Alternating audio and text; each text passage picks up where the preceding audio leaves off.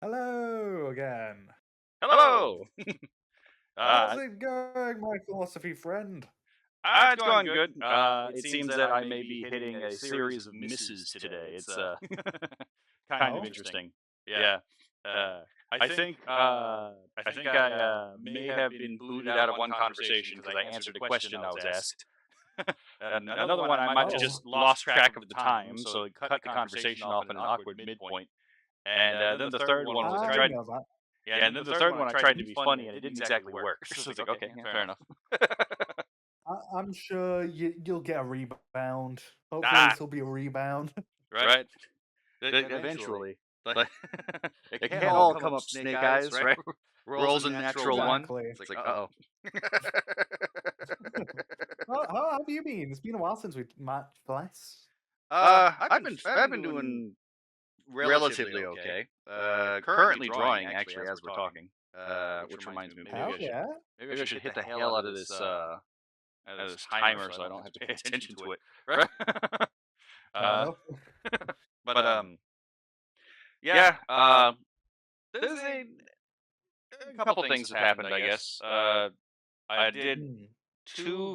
I did a couple videos on like analyzing different things because I figured the only Oh way to yeah. really increase productivity on YouTube at this point is to actually just make React videos. I really didn't want to do it, but I figured if I was going to do React videos, I would try to stay on the substance of like philosophy and be doing a more analytical thing Yeah. instead of like regular Reacts. Hmm. So I did, for example, a reaction to the two newest Skybros videos. Let's Hmm. see. 2 days ago, I'm I familiar with released. them. Yeah, 2 days ago I released my own like opinion on news related stuff. Not gonna get into it. Hmm. Yeah, that's fair. And on the same day, I had some commentary on some texts that were released from that were never translated in English, by the way. So that's why I was Mm. interested in it. So it was a reading from one of the rulings of Ayatollah Khomeini. And I was like, wait a minute, this reminds me of something. Oh, And I was able to find the hadith that it reminded me of, and I did some like analysis of that. So hell yeah. I'm trying to do I'm trying to do the whole not just gawk and react thing because I don't really like those kinds of reactions Yeah, I feel personally. that. If I've ever done it, my attempts have always been to at least be transformative in what I add to it, Yeah, like adding comments and commentary and thoughts. yeah, like personally, I don't really think intellectual property rights make that much sense, just because I think it personally confuses what property is, ontologically speaking. Mhm. But at the same time, it's like I don't want to take away from someone's channel. So if I'm going to do a react, I want to do it Exactly. in such a way that it doesn't. So that even if I play the whole video, it's at least disruptive enough that you would still have an Yeah. incentive to go see the original video. Mm. I mean, for me, like I typically try and at least, like I said, run a providing commentary on my thoughts and my feelings. If I've done it, the rare few times I've done it is mainly if I've been eating food, so I put like a food channel on. Yeah, fair enough. See, that's why I don't do any kind of food related stuff. I can't cook to save my life, so I'm not going to comment on anyone's cooking. Well, for me, it's more so I typically mention like, "Oh, that looks delicious," or I'd probably try that or whatever, or mention something tangentially. Fair enough. Oh my God. Speaking of food, speaking of food. um, Mhm. earlier today, this had nothing to do with the stream, but or like content creating. I was just watching something with family. Yeah. We were watching some interaction with Raura and some of the other Mm. JP Hololivers, and they were like, Yeah. they were talking about like what kind of pizza they like. And Raura Oh got no. so upset when pineapple on pizza was brought up, and I was just thinking to myself, wait until she hears about durian on pizza. Oh boy. But I'll say pineapple on pizza ain't bad. It depends what you put it with, but it ain't bad. Yeah. Well, another thing is like taste. Everyone's taste, like what they're accustomed to, is going to be different. Like if you like sweeter things, then yeah, you're probably gonna like pineapple on pizza.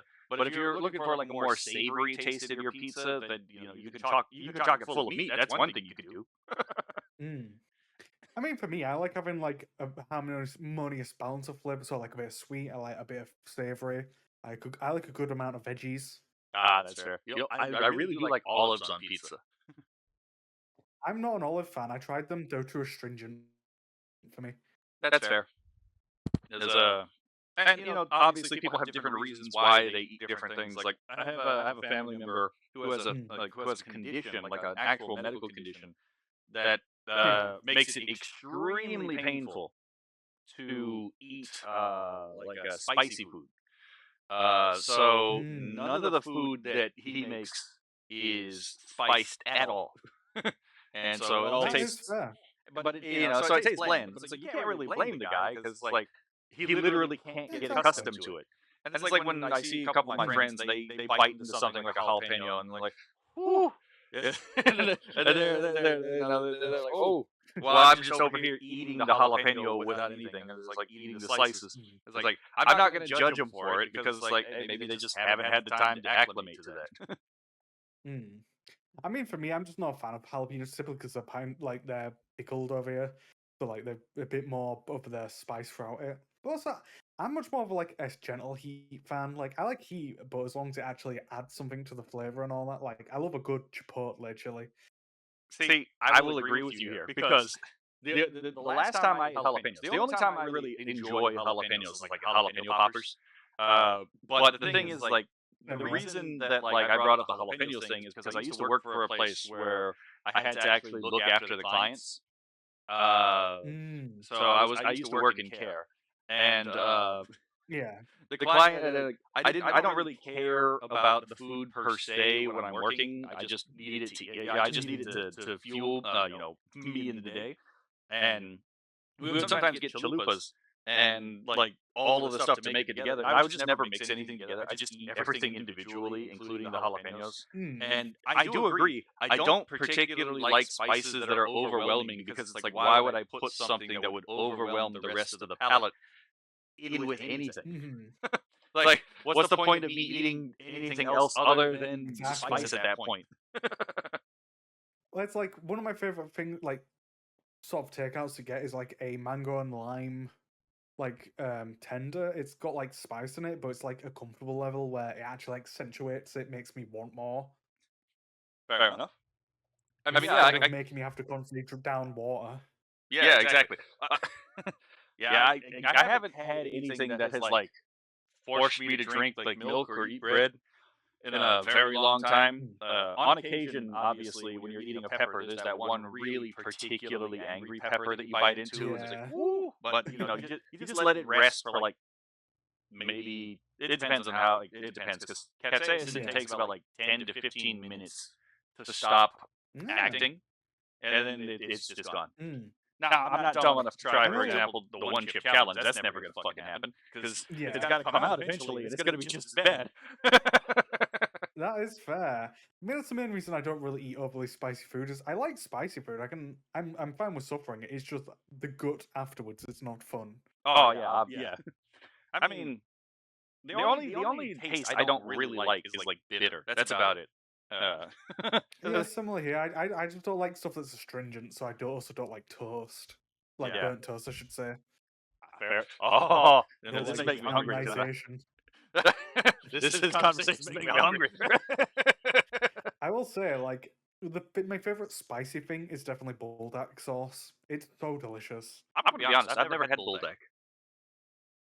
It's really nice because, of course, you got the chickeny sort of background with the sort of like natural gochujang, Fair enough. which adds a nice fruitiness to it.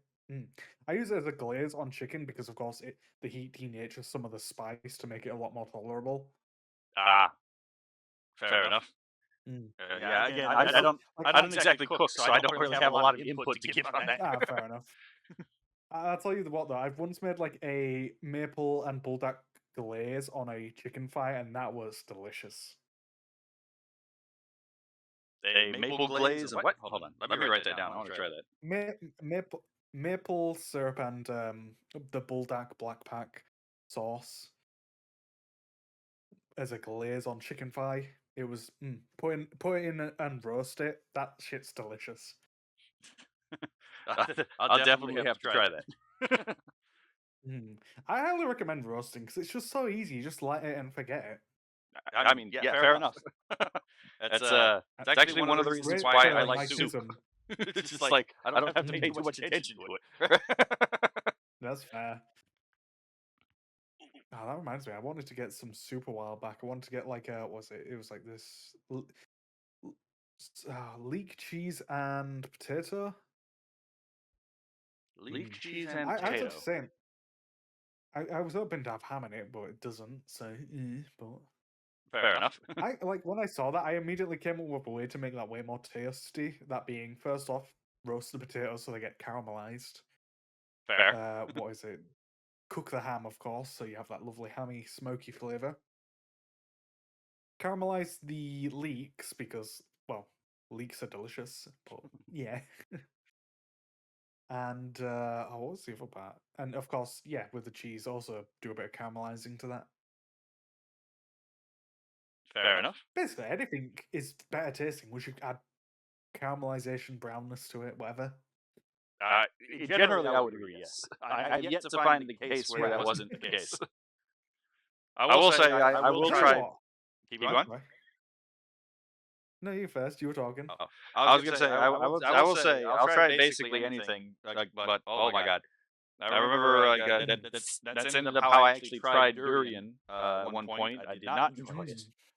Tasted like a fucking rock. I think I could handle durian. It's not. Well, okay. So the thing is it's not the smell because like I'm gonna be perfectly honest. Like outside of taste, nothing really bothers me. A friend of mine one time like threw up in front of me and I just kept eating. But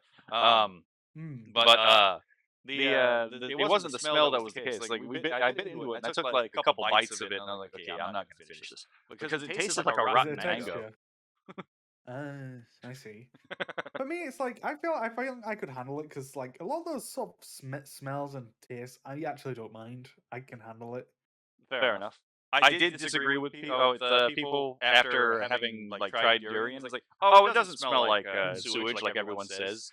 And then people started, and then a friend of mine sent me a video of someone putting durian next to their cat. The cat just starts trying to dig.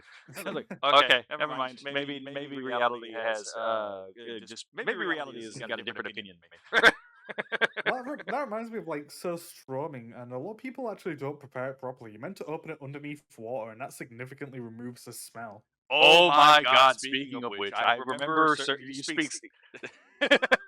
Oh my god! I used to watch Sigrid and Bird all the time when I had time. But they made a surströmming pizza with like 9 different kinds of stinky cheese. When Bird was about to open it, someone told her, "Open it underwater." Yeah. Well, like I learned about how to open it properly from watching what's it, Atomic Shrimp, I think his username is on YouTube. Atomic Shrimp? He's like he's like the YouTuber, does a lot of like food related stuff on like English stuff. Ooh, nice. Hold on, I gotta look this guy up. Atomic Shrimp. Specifically, I got to know him through his series where he like made like a day's worth of meals on a budget, like of £1 or £2. Honestly, really good thing to know. Yeah, exactly. Especially in the current economic crisis. Right? Oh my god. The first thing that pops up: the Smuggler's Church, a short walk near Kinson, Dorset. What an interesting first suggestion. The second suggestion is just a video with a bunch of candies and the word balls superimposed on it. This video is just a load of balls. Okay, fair enough.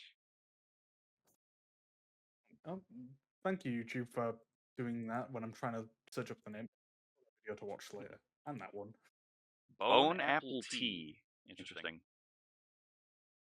I like his stuff. Oh yeah, I see the one you're on about now. But yeah, he's done a lot of those sort of like one day on budgets and all that. They're good, and there's the surströmming one. Yep, there it is. 1 day, £1, 3 meals. I'm definitely gonna put that on the. I'm gonna download that actually. Hold on. There we go. It's got a very nice like voice. That definitely helps. I wish I had a better voice because maybe I'd increase retention rate. You got a great voice. Oh, thank you. Yeah, it's a constant. It's not like shifting up too much. It's a nice. I don't want to say bass, but like similar to like a light bass. I'll take your word for it because I can't really hear it because I hear it from inside my own head. So that kind of like I mean, that's fair.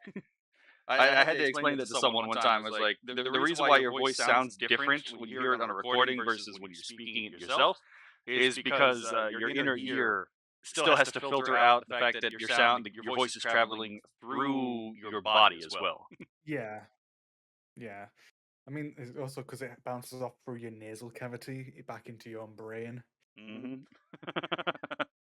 uh, I'm thankfully very confident in my own voice, just pure to the amount of times I've had compliments on it. fair enough. I try to avoid the conversations on that in general. I was like, hey, let's talk. That's fair. I think the last time I talked about anything related to like the voice, it's usually about phonetics. Actually, funny enough, Hmm. like because I've had examples of like people having a difficult time with a language that they want to learn, and then I actually looked some guides up and like, oh, okay, that makes sense. I had a Japanese coworker actually who had a difficult time with the Spanish rolled R, and I just Hmm. I had to explain to her it's literally the same motion as like the Japanese R because the Japanese R is a tap. Yeah. You just have to hold it there and let your voice actually like do the trill itself.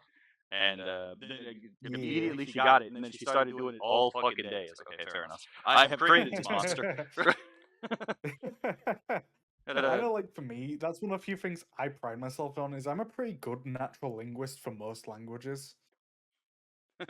even if Oh, I'm not knowledgeable in the language itself. I mean, yeah, fair enough. They are different tasks. Most linguists are not polyglots for a reason. They are different. Like, because I do know, like, the tiniest bit of Spanish, not Spanish, yeah, Japanese, like, to greet myself and that being like, and I'll give an example, and you can tell me if you think it's good or not. But like, if I was to greet myself, it'd be like how I'd say it would be Hajimemashite, CeruleDraconisVT, Yoroshiku onegaishimasu. I would agree that that was really good. I mean, you got the inflection down too. Hmm. There's I also, I put myself too much on the spot and there was a bit of a mess up. well, it also kind of sounded like you were muting some of the vowels, which is something that people keep forgetting to do because not every vowel in Japanese is actually fully pronounced. There's a complex set of rules there's a video on it that I can't remember off the top of my head. I'll find it at some point. But yeah, it's like, for example, instead of saying like the name Asuka that you'll hear sometimes in like Japanese, you'll notice that if you actually pay attention, they don't say Asuka, they say Asuka. They completely drop the U in the center. Hmm. So that is a thing people do forget to do. As I say, I think for me is I've just got a really good ear on being able to pick up the accentation notes. Yeah, I mean, The the reason to replicate it. I think the reason why people sometimes when they're learning Japanese confuse this is because they're inferring. I don't know if they're doing this consciously, but I think it might be that they're inferring that like the way it's written corresponds to the way it's pronounced in like an absolute fashion. So it's like obviously when you write it down, there's nothing written down that indicates okay, this is the vowel that you don't pronounce. Because when Japanese orthography was invented, hiragana and katakana, you never did that vowel drop. So the writing doesn't correspond to how it's actually pronounced. But writing is almost never corresponding to how it's actually pronounced because you give a couple hundred years and the sounds change. Someone hit my mic, but yeah, that's fair. I want to learn Japanese. Just I struggle. Like for a while, I was talking to someone earlier about because I gave them the idea of maybe doing like future Voops stuff where they teach people Italian. Oh, That's basically the same. That's a genius idea, by the way. Exactly. But like, I want to do. I've had this idea for a while to do like language learning streams, but my problem is I don't know the legality of referencing the material I use of the site that I use for the language. Fair enough. I mean, that is a good point because different places also have different like, laws about this stuff. So I don't know. I don't know where you're at, so I can't really help you with that. Well, I was gonna say, like, I know Duolingo is, I'm pretty sure it's fine to stream, but like the software I use is called Innovative. I found that way more effective, but I don't know it's ruling on street, like, you know. Yeah. Just Oh, for okay. Yeah. getting the content on a different thing. I see what you're saying. Yeah. I know Duolingo Yeah. is safe to stream. There's even a category for it in on Twitch. But as far as like actually learning a language,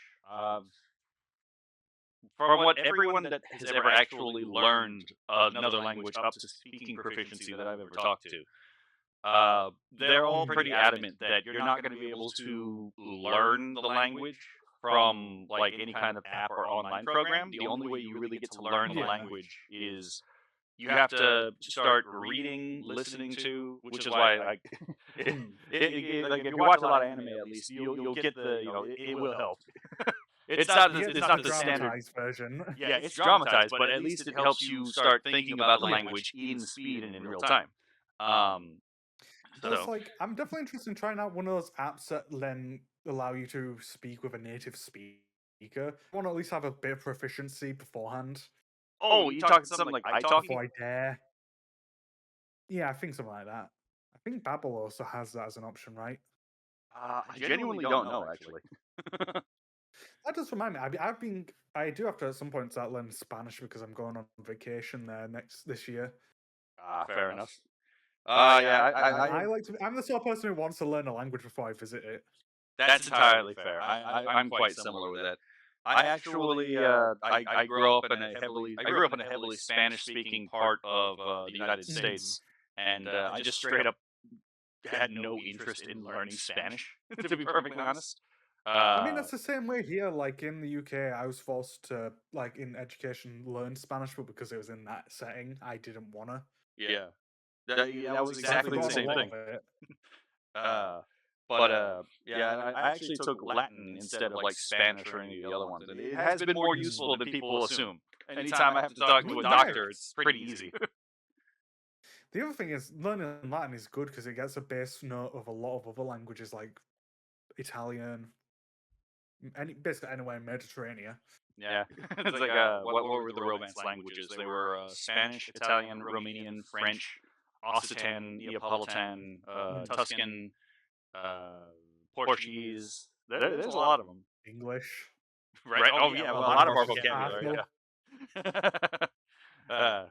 Like English is so interesting because it's such a bastardization. It's French, it's Latin, it's Germanic, it's Scandinavian. It's strangely really similar historically to Japanese. Because, like, if you think about it, like, England wasn't really a major empire for the majority of its time. It was all of its religious terms and all of its philosophical terms and scientific terms come from another culture which was more primary, even to their own worldview, which very much corresponds to Japanese taking on Chinese words. Then you had the idea that like these are both island empires. They both eventually outgrew the empire that they sourced their ideas from. Let's see what else was there. There's even cultural similarities. Yeah, it's like I was trying to think about it on the spot, but then my brain went a little kaput, to be perfectly honest.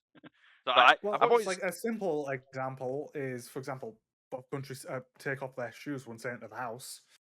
See, that makes a lot of sense. Like the first time I heard about that, because we don't really do that in the United States, so I was like, why the hell don't we do that here? This makes a lot more sense. It makes it easier because then you don't have to clean as much. But then there's also the more extreme examples of both countries have quite a xenophobic population. Oh yeah. I mean, to be fair, isolationist nature. Yeah, to be fair, they do have their xenophobic tendencies, but they also those tendencies are for different reasons. Yeah. And like it's such a messy topic to talk about, but it is a factual topic, sadly. Yeah. Every culture has this particular. There's not a single culture you're gonna find out there where it's like there's no messy topic out there. Once you get deep into any culture, you're gonna find it. Yeah, but I do find it interesting just how similar England and Japan is.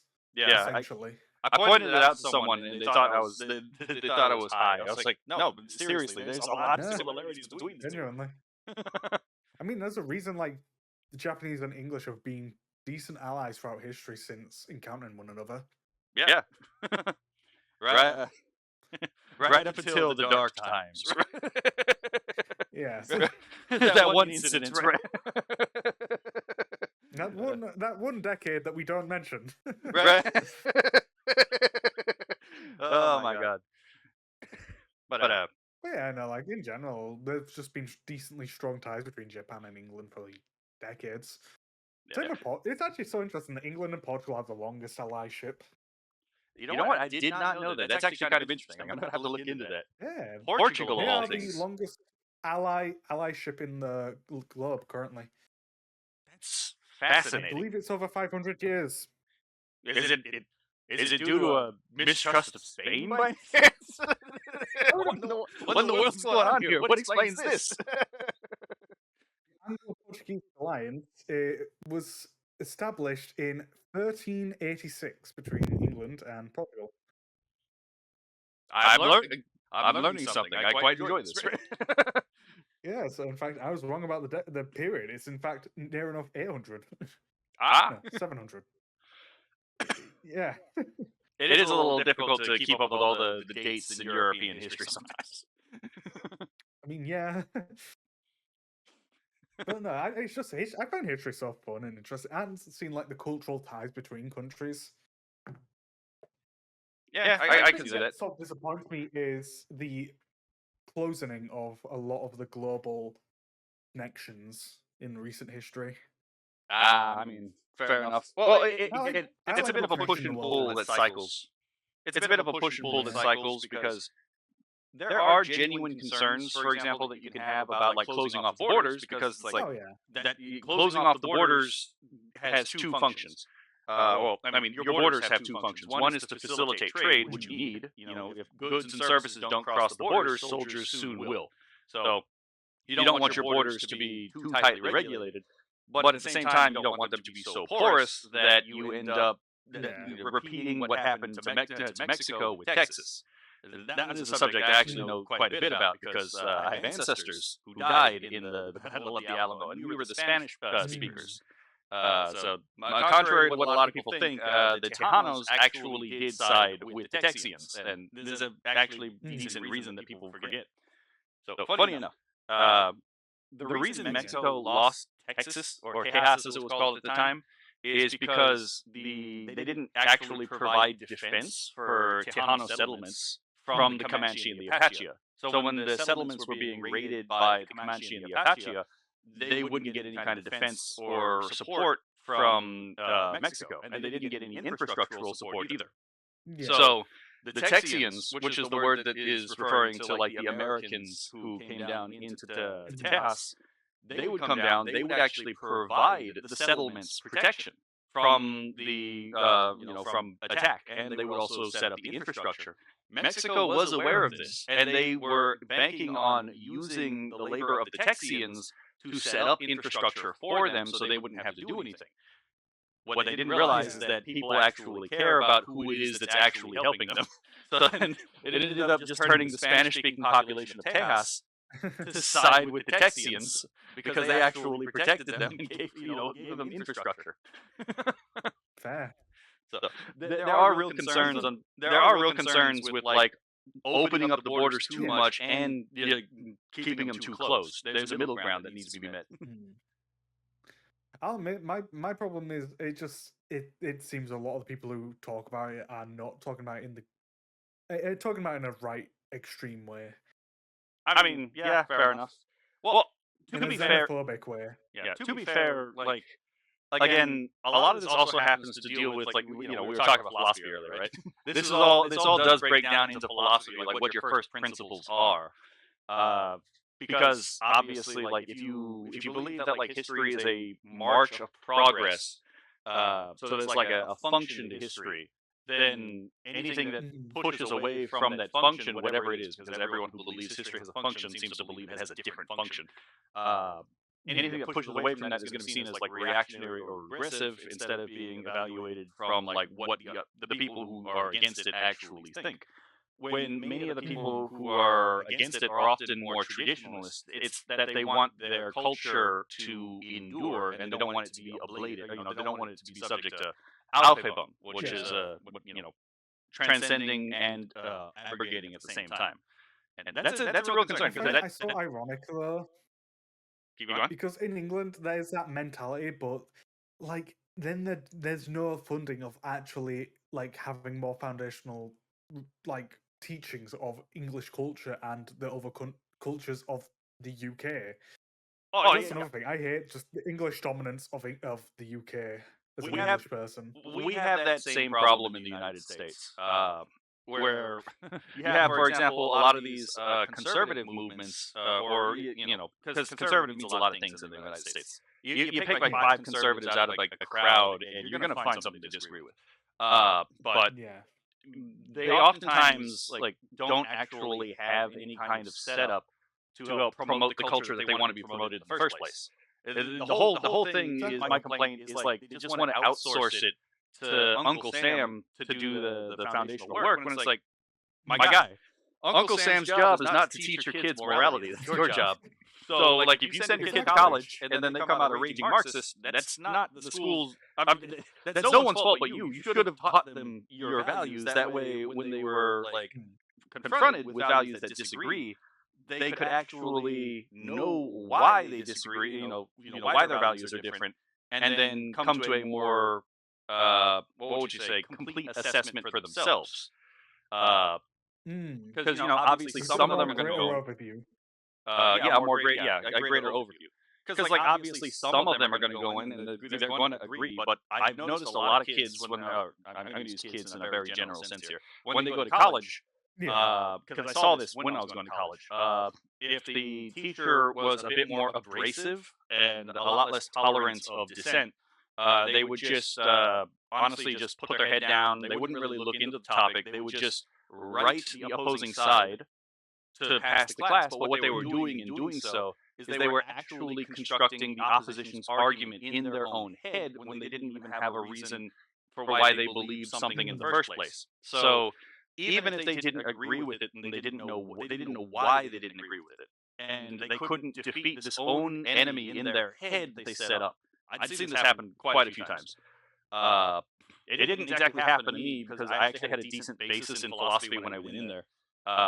So I actually, most of my professors loved me, except for the sociology professor. He fucking hated me.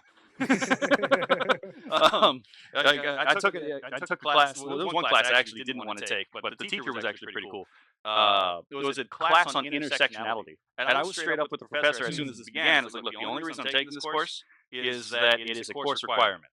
I do know a little bit about intersectionality already, and I don't see any reason to buy its premises. And I'm not going to pretend like I do buy it. I'm going to be honest with you." And you know what? He was a stand-up guy. He actually passed me with a 95 anyway. He didn't admit that I agree with it. The sociology professor, on the other hand, did begrudgingly let me pass as well. But that guy fucking hated me. I was just gonna say, like, listeners to this, like, for me, I know, like, on my end, I'm definitely would be considered very strongly left. Like, I have a lot of sentiments towards just personal liberty and freedom of people's beliefs and choices. I mean, that's understandable though. Again, it's because, like, obviously, there's the freedom and liberty are goods. So it's like, it's understandable. Like, that's why it's like it depends on what your first principles are. Because tradition itself is also good, but in order for tradition to function as it's good, you have to understand why the tradition was set up in the first place. Because most traditions are. I was gonna say. Keep going. I was just gonna say, like, for me, like, the core tenet for me is just simple. As long as you're not causing physical or mental harm to someone, live your life. I don't care. Yeah, no, I would agree with that in general. But I do think that conversations about this stuff are often a little bit deeper than because then we get into the questions like what does harm mean specifically, and that's where you get into differences in agreement with that right there. And I do find these a lot. I do find these quite interesting because when you actually dig down into a lot of this stuff, a lot of the people that especially are seen as more maligned in the conversation actually aren't as bad as people think. They may be misinformed, but their intentions actually are fairly understandable. And if everyone could calm down, they could actually have a real conversation about these things. Mhm. And I mentioned that because earlier, like yesterday, I was trying to make a comment asking for clarification in someone's YouTube channel. I was like, I don't understand what you're talking about. Could you please, what started this? And then someone jumped down my throat. I was like, calm down, my guy. I'm asking a question because I want to understand more. Exactly. I was gonna say that, like, I know, like, for example, another reason why I'd say I'm way more left than a lot of people is I just like indulging and engaging in new cultures and trying new things. 'Cause, I mean, how else am I meant to be the best self if I'm not engaging with stuff outside of myself? That's a good point. But again, that's why also, like, I'm going to be perfectly honest, because you were honest with me, and you said that, you told me where you stand on this stuff. You're obviously a left-leaning person. I actually lean on the opposite side. I'm a fairly right person as well. I'm more right libertarian than conservative. I agree more with like paleo conservatives and like objectivists than anything else. But at the same time, it's like I don't really see like any reason to malign someone just because they're on the other side. We probably just have differences Exactly. in like what we understand to be facts, and that's something you could just have a conversation about. I mean, that's the issue. It's there's nothing wrong with being on different ends of the scale. It's, the biggest issue comes from the tribalism that is forced by media and Yeah. the publication of that sort of stuff. Oh my god, agreed. When I was so And I it's like, oh my god, sorry, keep going. I was gonna say, like, it's, for example, I have a good friend I've known for many years who's about 20 years older than me, who's, in their 40s, who is a right-leaning Texan, and I may not agree really at all with him, but I still am a friend with him and engage with him because we have a mutual respect for each other's beliefs. Yeah. There's an understanding that, look, even if we disagree on what is the good, we still have each other's good in our best interest. Exactly. We have a mutual respect about the fact that even if we don't agree, we can still be adults. Exactly. Oh my god. It's like, I do have this issue sometimes with friends, because not friends per se, but like people on my side as well, where it's like I have to get people to calm the hell down sometimes, because like, look, I understand it's easy to turn these things into a good and evil binary, but it is just you're dealing with people, and people are flawed. So they just remember that like the person you're talking to has their own dignity.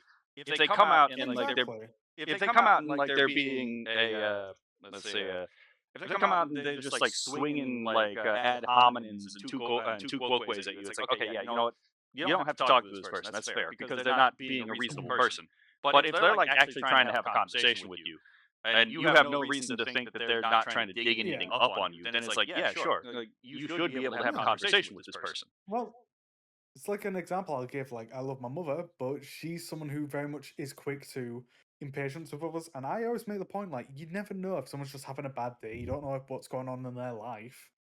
Yeah, exactly. And oh my god, I actually had a friend of mine. So this is where the whole thing with you have to be willing to dialogue with people you disagree with comes in.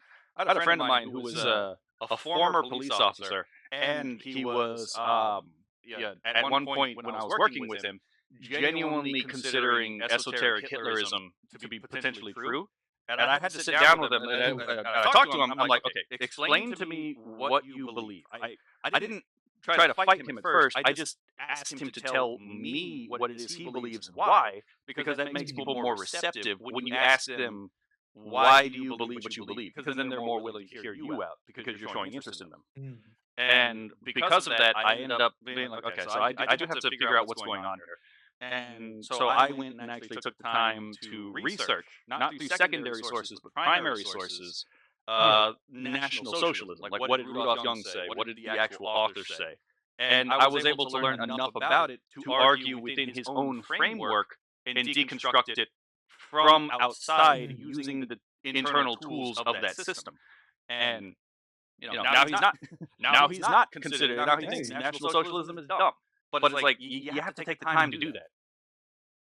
That's fair.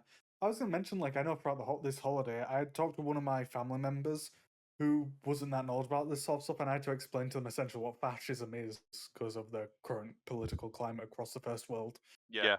And another thing is like too. That's why it's a good thing to stop and get people to explain what they're talking about, because oftentimes the different we and obviously you and me have been talking philosophy. We're both aware of the fact that like different people use words in wildly different ways. So getting someone to stand to stop and then articulate what they mean when they say certain things is really important, because it gives you a better understanding of what the hell they're actually saying and therefore what they believe. Yeah. Yeah. So there's like, Well, it's like, I'll say this, for example, when I say fascism, I'm not throwing it around willy-nilly. When I say, I use it in the definition that is typically widely associated with literary and historical accounts, that being, of course, Hitler's movement and all that, and Mussolini. and see, I use the same word, but when I use the same word, I'm more restrictive in the use of the word, because I think there are more useful terms to cover the collective. I think it actually kind of hurts us when we ambiguate a term instead of specify it. So when I talk about fascism, I'm very specifically talking about a movement that is founded upon the principles of actual idealism. So I'm talking like Giovanni Gentile, Franco, Mussolini. Because there are still people who believe in these things, even if they don't call themselves fascist and they use different words. Yeah. But because there's not really a reason to, in my opinion, ambiguate these terms. It's like, just because a Nazi wouldn't, under this definition, be a fascist doesn't mean that Nazism isn't still bad. It still is. They just become sister Well, it's like religions. The unfortunate thing about fascism is there was never a clear written account of what it means. Well, there actually was. Giovanni Gentile is the guy who actually invented the whole system. He actually pretty clearly outlines what he means when they speak of fascism. And it is actually fairly easy to, it is actually fairly clearly defined, which is why I'm like, personally, I think that the definition should be more narrow, but that's because I personally like specificity. I think specificity helps to lead us through. Yeah, same here. But I could also see where it's like there are times. One more time. Because I was just gonna say, let me correct myself real quick then, because I do agree. I didn't know that there was a clear definition, but I'm more so talking about the authoritarian fascism when I meant that. Yes, and see, that's exactly my point, though. Is because if you say authoritarian, then you cover the entire gambit of like Stalinism, Hitlerism, of fascism. You cover, for example, third positionism, because those are all authoritarian movements. And so it gets all of them as a class. You could also call them, for example, Hegelian, because all of these draw from Hegel, even if they don't follow Hegel's precepts. So, because almost all of the people who founded these ideologies were students of Hegel for some reason. I don't know what the guy did, but it wasn't very good for society. But but when we're talking about, like, again, specificity, it's like I don't like it when people call people Nazis unless they actually follow Nazism, because that's a pretty heavy charge, and it should be a heavy charge. And if we make the charge vaguer, what we end up doing is we take away the power from what should be a serious charge. And that's why I personally think specificity is really important. And I think in general, over time, we might actually be doing damage to society if we're recklessly broad about these things, because all it's going to happen is be like, people are going to see people be called Nazis who aren't Nazis, and they're going to be like, oh, the word means nothing. Exactly. Well, it's also a thing of like, it also makes people more defensive and lean more into those beliefs if you're calling them that, instead of engaging them on a narrative of trying to understand and trying to explain.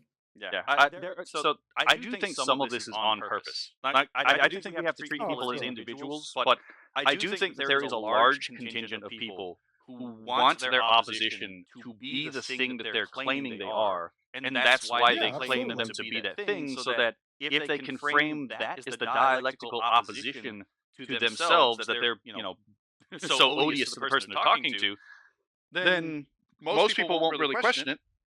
They'll just move towards the thing that they were told is their opposite, because they hate the person that they're is accusing them of these things. Like, admittedly, for me, in terms of the more extremist end of my beliefs, it's like, when I hear stuff like that, I'm just like, it's, at the end of the day, just a ploy and game from the rich to distract the classes.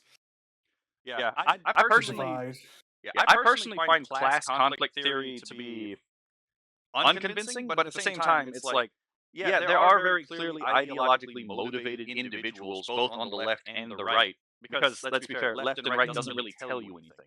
Like, Exactly. if we're going to be perfectly honest, it's like, why is anarcho-capitalism and National Socialism both on the right when they have almost nothing in common with each other? They have.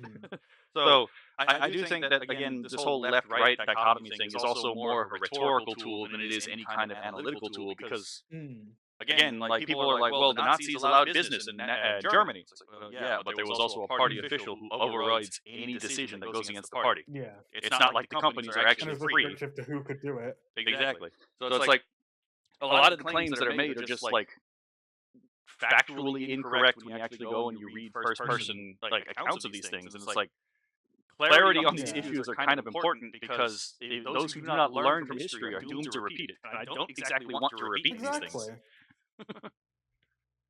I mean, in general, it's just like, I will admit, because like I said, it's just, I do feel like a lot of the problems are dictated by the rich to allow themselves to keep their power, and a lot of problems could be fixed otherwise. Yeah. I mean, I'm not gonna like, for example, argue against that, because I think it is demonstrably, like, I think you can demonstrably show that a lot of the people who are incentivized to keep the people divided on these ideological lines, some of them are obviously fairly wealthy. But the reason that they do this is because it's, again, a ploy to grab power. It's not that they do this because they're rich. It just happens to be that in them being rich in these positions allows bad actors in those positions to leverage their financial authority. It's like the whole thing with, in general, that's my biggest issue with like autocracy and all that, is the fact it just incentivizes the worst of human avarice and greed. Yeah, I would agree with that too. Funny enough, the thing about like corporations is I don't really like corporations per se, because funny enough, it was the whole concept of a corporation was a syndicalist idea. The idea of like the corporation being an extension of the government into the market, which is already a red flag in my opinion. But the whole thing is like, corporations shouldn't be allowed to go around and regulate the market as if they were a government. We do allow this for some reason. For example, with the duopoly between MasterCard and Visa. It's like, why does MasterCard and Visa get to tell Japan how people in Japan use their cards? Exactly. Like they're not part of the diet. It's the same thing in like the United States. It's like, but you're not Congress. You don't get to make these regulations. Why are you doing this? Well, it's like, for example, I am a huge proponent of, democratic socialism. I think, like, because my problem is when the bottom of society is suffering at the expense of the highest, it's just nah. I think you mean like when the highest society is wait. Oh, wait, no, never mind. I heard that in reverse. My bad. Sorry. Yeah. I had to think about what's going on here. Oh. Sorry about that. Because, like, for example, to use America as an example, like the constant suffering of employees, lack of benefits and time off and all that, at the expense of people being in the billionaires at that expense, is just like, that should not be legal. That should not be right. I mean, to be Keep fair, the rich, take their money. I mean, to be fair, there's also a lot of incestuous connections that reinforce this thing. Like, I know a lot of people like unions, but it's like, but unions are in bed with the corporations. Like most people don't really know. Like, for example, with the Pinkertons, everyone like likes to bring up the Pinkertons as an example of corporate abuse. But the Pinkertons weren't the ones who were beating slags half to death for not cooperating with the strike. Like if you were part of those, if you didn't participate in the strike and you tried to go into the work, the union officials would beat you half to death. And so they literally would not let people go to work, even though these people weren't part of the union. But eventually this did lead to the corporation fighting back, not to protect its profits, but actually to protect the people just trying to come into work. So there's a lot of again issues with society that we don't really want to acknowledge. Like, as someone on the right, I'll obviously acknowledge that like corporations aren't necessarily good; they're not necessarily evil. You have to evaluate them on an individual basis. It's the same thing with the union. People have a right to unionize, Exactly. but we also have to acknowledge that both of these abilities can be highly abused. I mean, the biggest problem with unions is just the fact that many people don't actively engage with them. Yeah, that is definitely, and So also, typically a select few that go in a cohort, typically. yeah, there's also the issue that unions don't protect good workers as much as they just protect all the workers, which is a bad thing because you don't want to conflate a good worker with someone who's just barely doing their job, if not even doing their job, because then that makes the entire, like, that makes the union itself look bad. Mm. Like, admittedly, one belief I do have is that I do think the prescient pushing of individualism in Western media is a huge problem that's created a lot of the problems that we currently have in a lot of these societies. Well, again, there's I don't think individualism is inherently bad, but at the expense of everyone else, I do think it is. so I think Aristotle probably has the best approach to this. You know, the whole idea of virtue is the mean between two excesses. Mhm. Like, obviously, like, you have a duty and an obligation to be self-interested. Like, but you also have a duty and an obligation to, have care and compassion for the people around you. So, Yeah. and the problem is a lot of modern ideologies, they lean way too far one or the other way. Like, Mm. returning back to the conversation we had beforehand, I had to explain to someone that fascism, the reason it's attractive is not because it's individualistic, but because if you actually read what the fascists wrote, they are altruists. The entire argument of fascism is that, and so I'll define it here because it might as well just do it right now since we're talking about it. So fascism is predicated under the idea of actual idealism, which is the idea that the human mind as a collective actually generates reality around us.